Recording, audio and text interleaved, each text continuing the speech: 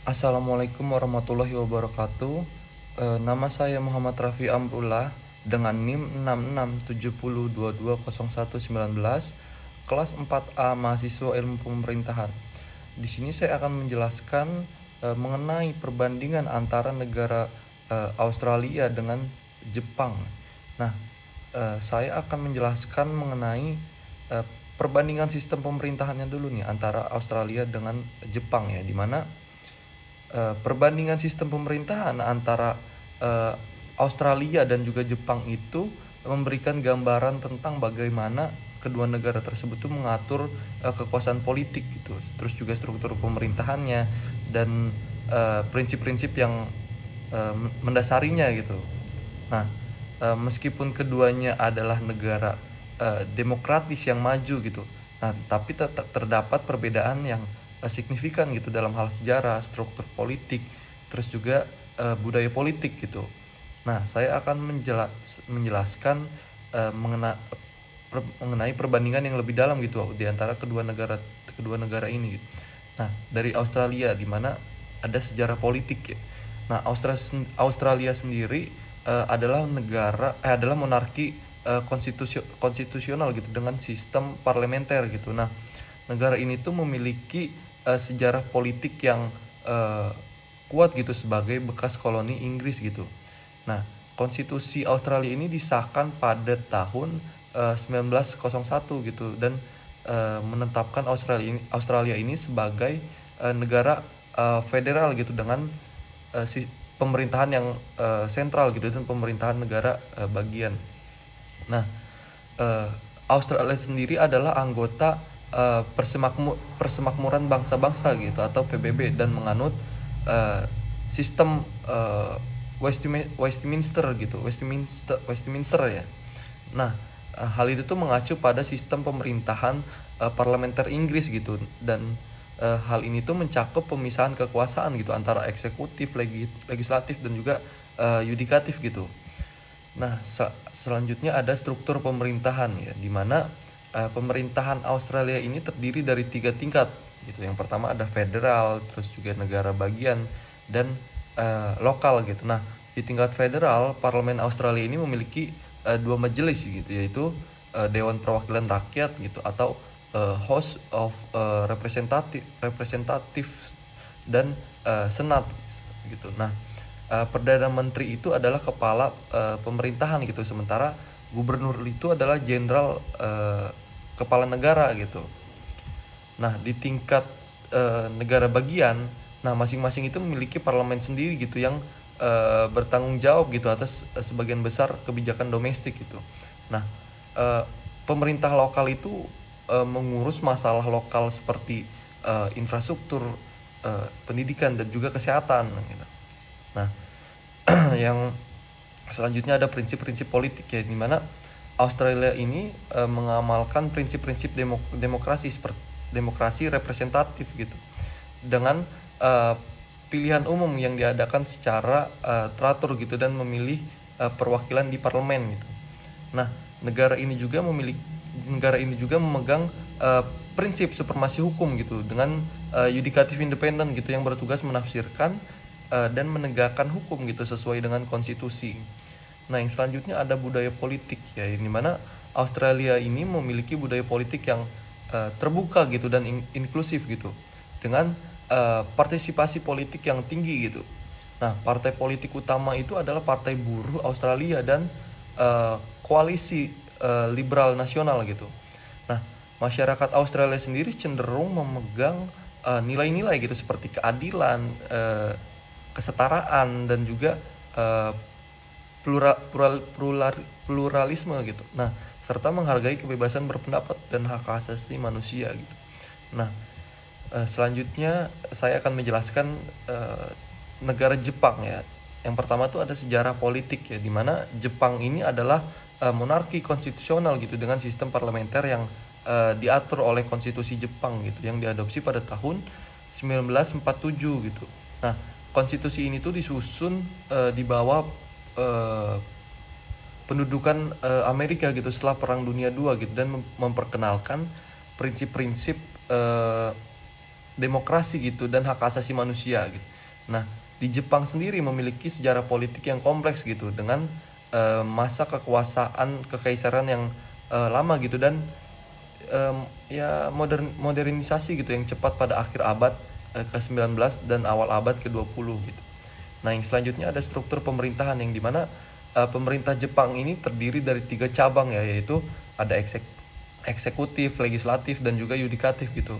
Nah, parlemen Jepang yang dikenal sebagai eh, Diet ya, itu tuh terdiri dari 2 majelis gitu, yaitu Dewan Perwakilan Rakyat atau House of Representative ya, dan juga Dewan Penasihat gitu atau House of Conciliars gitu. Nah, Perdana Menteri itu adalah kepala pemerintahan gitu, sementara Kaisar itu adalah kepala negara gitu. Dan eh, namun peran Kaisar Jepang ini secara seremonial itu eh, dan apa ya, bisa dibilang itu tidak memiliki kekuasaan politik gitu yang signifikan gitu. Nah, yang selanjutnya ada prinsip-prinsip politik ya, yang dimana Jepang ini adalah negara demokratis yang menganut prinsip-prinsip demokrasi parlemen gitu. Nah, pilihan umum itu diadakan secara teratur gitu untuk memilih anggota diet ya, anggota diet. Nah, Jepang juga memiliki tradisi politik yang kuat gitu dengan kebijakan konsensus dan pembentukan eh, keputusan yang dicapai gitu melalui dialog dan ya namanya negosiasi antar partai gitu. Nah, selanjutnya ada budaya politik yang dimana eh, budaya politik Jepang itu ditandai oleh nilai-nilai seperti harmoni, kolektivisme, serta penghormatan gitu terhadap otoritas gitu. Konsep wa gitu atau harmoni itu sangat dihargai dalam masyarakat Jepang gitu. Dan kepentingan bersama itu seringkali bisa dibilang diprioritaskan gitu di atas kepentingan individu gitu. Nah, eh, Partai Demokrat Liberal ya atau LDP itu telah mendominasi politik Jepang gitu sebagian eh, besar gitu sejak akhir Perang Dunia II gitu. Nah, namun ada pula nih partai-partai oposisi yang berperan gitu dalam mewujudkan pluralisme politik. Nah, selanjutnya ada perbandingan ya, yang pertama tuh ada sistem pemerintahan, yang dimana meskipun keduanya itu adalah monarki konstitusional dengan sistem parlemen, nah struktur politik Australia itu lebih uh, terdesentralisasi gitu dengan federalisme yang kuat gitu. Nah, sementara Jepang itu lebih terpusat gitu dengan pemerintahan unitarinya gitu. Nah, yang kedua tuh ada hubungan dengan kekaisaran ya. Di Australia sendiri, gubernur jenderal itu adalah kepala negara yang mewakili monarki gitu, dan sementara di Jepang itu kaisarnya hanya memiliki peran seremonial gitu dan tidak memiliki kekuasaan politik yang signifikan gitu. Nah, yang ketiga tuh ada partai politik yang dimana eh, partai-partai politik di Australia itu cenderung beroperasi dalam kerangka 2 partai utama gitu, yaitu Partai Buruh dan Koalisi Liberal Nasional gitu. Nah, sementara Jepang itu memiliki sistem multipartai gitu dengan LDP yang mendominasi politik gitu. Nah, yang terakhir itu ada nilai dan budaya. Jadi Australia sendiri menekankan pada nilai-nilai demokrasi gitu, terus juga kebebasan serta pluralisme gitu. Sementara Jepang ini lebih cenderung menekankan pada harmoni, terus juga kolektivisme serta stabilitas politik gitu.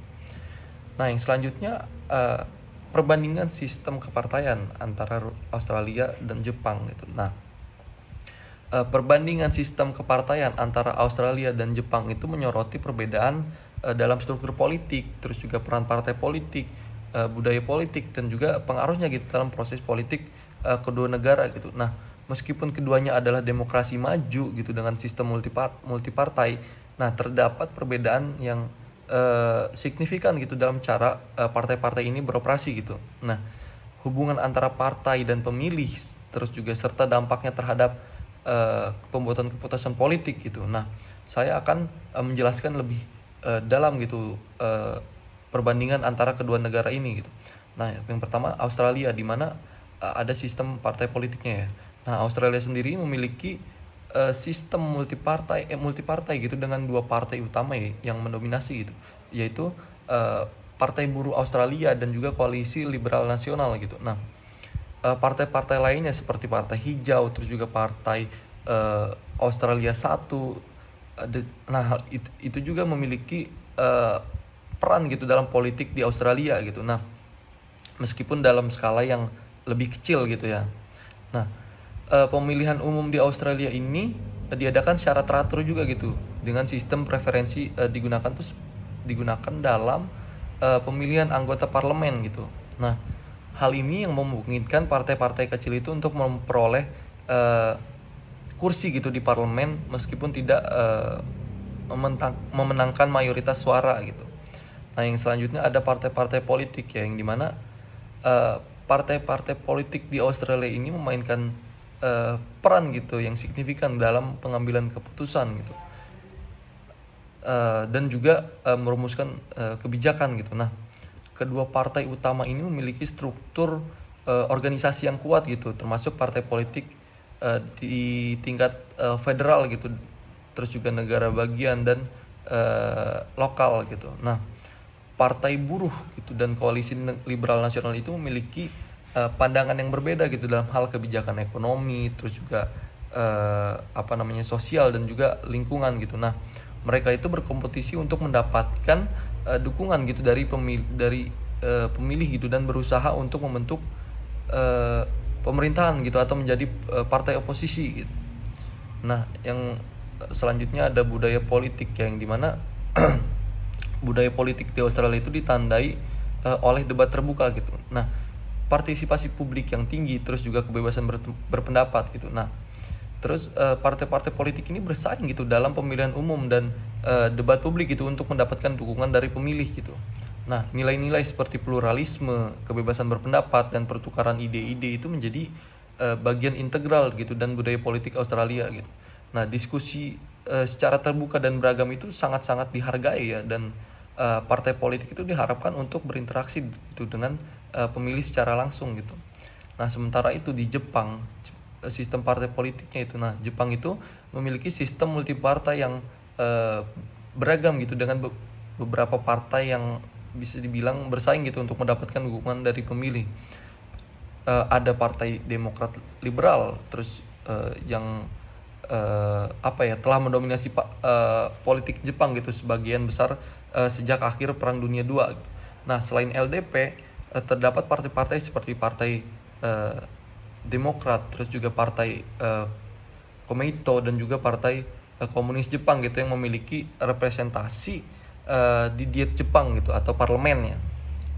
Nah, selanjutnya ada peran partai politik gitu.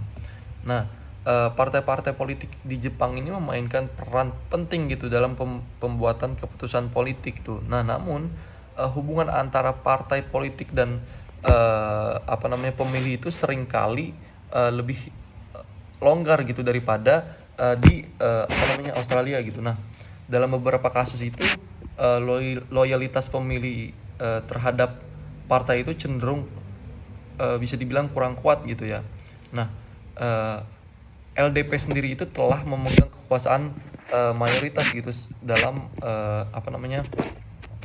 politik Jepang gitu untuk sebagian besar masa gitu sesudah perang. Nah, meskipun seringkali harus berkoalisi gitu dengan partai-partai lain untuk membentuk pemerintahan yang mayoritas gitu. Nah, yang selanjutnya ada budaya politik yang dimana budaya politik Jepang itu ditandai oleh prinsip konsensus, harmoni, dan stabilisasi gitu. Nah, partai-partai politik itu cenderung mencari gitu kesepakatan dan menghindari konflik terbuka atau perpecahan gitu yang dapat mengganggu stabilitas politik.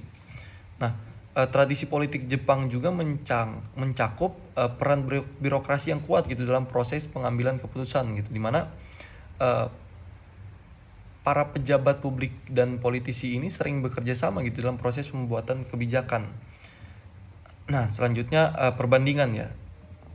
Jadi yang pertama tuh ada dominasi partai gitu. Nah, di Australia sendiri Partai Buruh dan Koalisi Liberal Nasional itu mendominasi politik itu dengan pandangan yang berlawanan gitu dalam berbagai kebijakan. Nah, di Jepang LDP itu telah mendominasi politik gitu sebagian besar. Nah, meskipun tidak secara mutlak gitu ya. Nah, dengan partai-partai lain yang memiliki peran yang lebih terfragmentasi juga gitu. Nah, yang kedua itu ada hubungan dengan pemilih, di mana hubungan antara partai politik dan pemilih itu sering cenderung itu lebih terstruktur gitu dan kuat di Australia gitu ya. Nah, di mana partai-partai itu berkompetisi untuk mendapatkan dukungan dan kepercayaan pemilih gitu. Nah, sementara di Jepang itu loyalitas pemilih itu terhadap partai itu cenderung lebih lemah gitu, dan pemilihan umum ini sering kali gitu dipengaruhi oleh faktor-faktor lain seperti stabilitas politik dan juga pertimbangan regional gitu. Nah, yang ketiga itu ada budaya politik ya, di mana budaya politik Australia ini cenderung lebih terbuka gitu, terus juga pluralis dan juga dinamis gitu. Nah, dengan partisipasi publik yang aktif gitu dalam eh, proses politik gitu. Nah, proses politik ya. Nah, sementara di Jepang itu budaya politik itu cenderung lebih konsensus gitu, terus juga harmoni dan berorientasi pada stabilitas politik gitu.